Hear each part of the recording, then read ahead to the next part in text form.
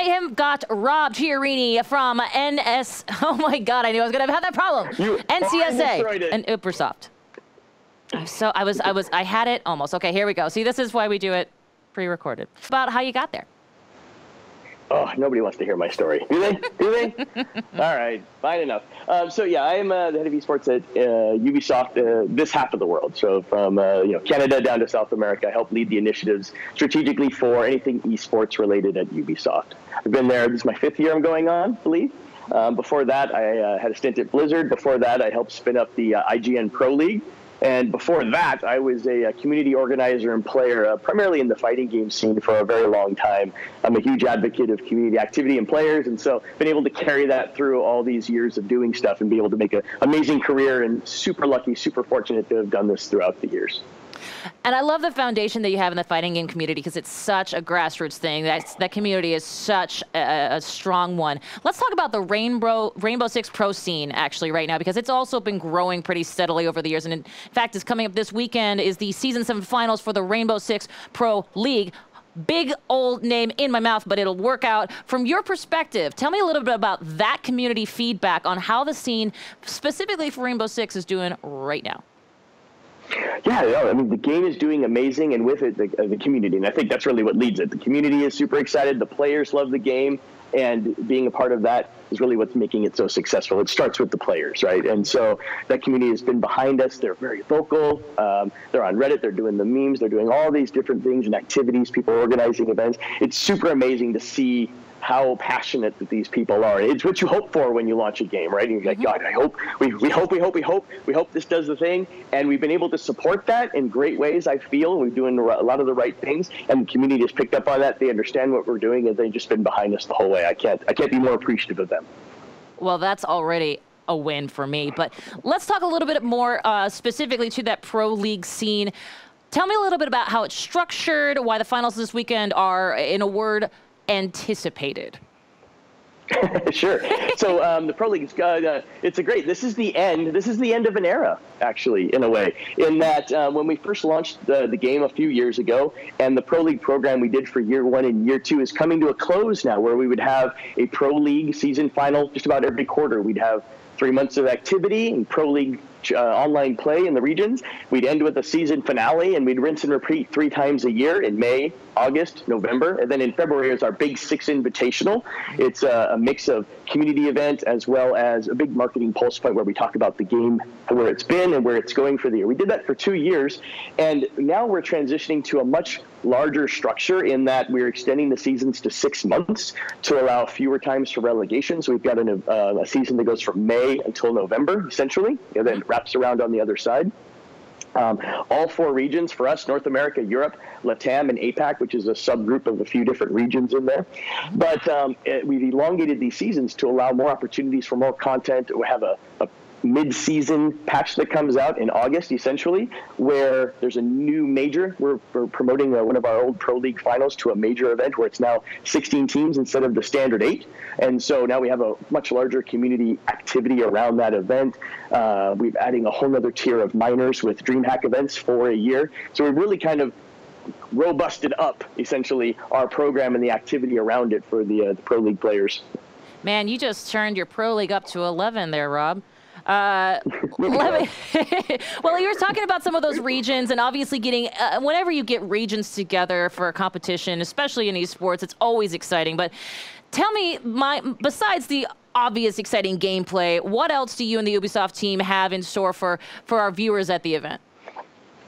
Yeah, and so one of the formulas that we've had is that we spin up a bunch of things together, from a free weekend to content to other activity, on top of the great matches for these Pro League finals, or now what will be the major as well, and really kind of make it a big event unto itself, whether it's the competition that you're excited for, hearing about certain things. So at this event, as we've done with other ones, we're going to release the details and information about our new operation called Parabellum, which is introducing 2 new defending operators, as well as a new map, bunch of bugs and fixes and patches for the game to kind of level up, as well as a new pick and ban system that will be announced. And on top of that, that brief overview that I just gave you of our structure will be broken out into much larger detail during the Esports panel, where we have a little video to showcase that, and then some of the team will sit up there and kind of break it down for everybody to explain what's happening over the next 2-year program that we have.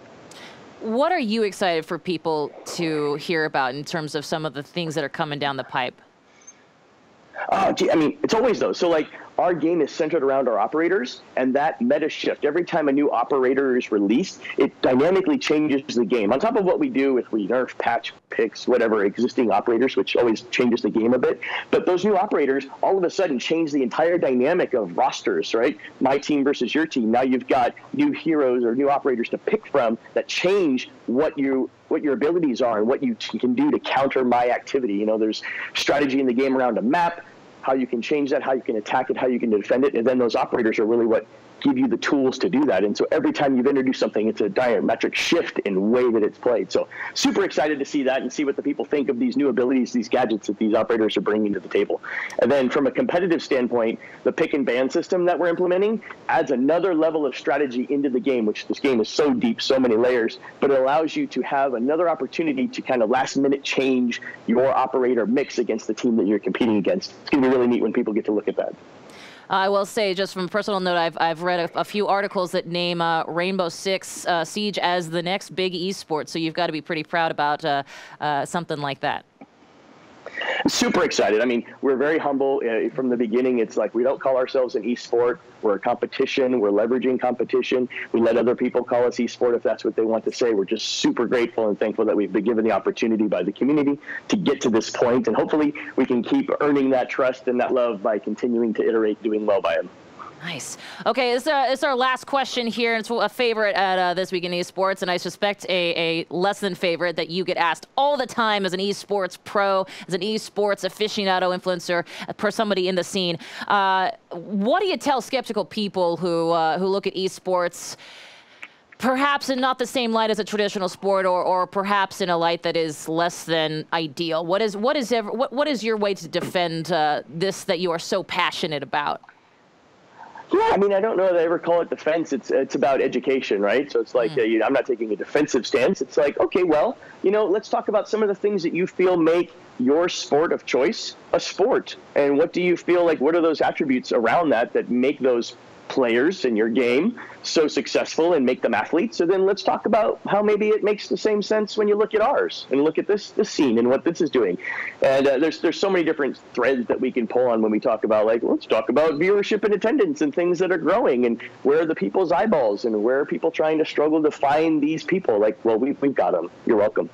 So there's a lot of great things that we can sit down and talk about. I love it because, I see part of my role in this space as an educator, and I want to be out there, helping the rising tide lift all ships. I want to help all of the esports industry, all of the different games, competitors and otherwise, because it helps all of us. And so anything I can do to help educate someone or someone's in or about this is an amazing opportunity for me.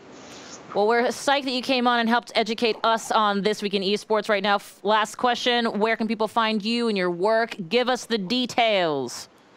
Oh, sure. How about you find a little bit about Rainbow Six? I'll direct people there. So you can find us at Rainbow6 at Ubisoft.com. It's a great place to find us. You can find out all about the league, the broadcast times, the channels, all that stuff. And if you really must find me, I mean, you can if you really want to do a thing. I'm on the internets.